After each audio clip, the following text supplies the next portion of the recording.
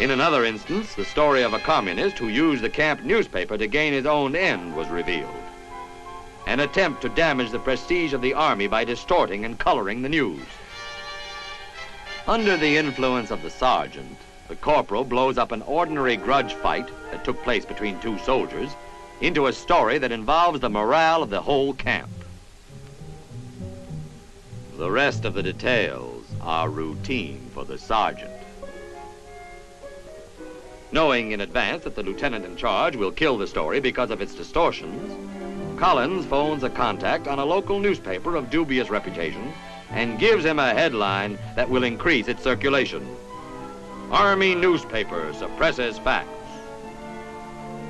What follows will be a poisoned account of an innocuous fight between two soldiers, plotted along communist lines into epic proportions.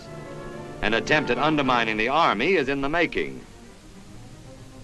Fortunately, many of these attempts at subversion were nipped in the bud by the watchfulness of the men themselves.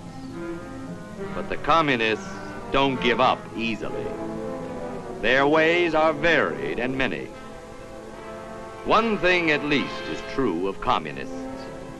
They never sleep.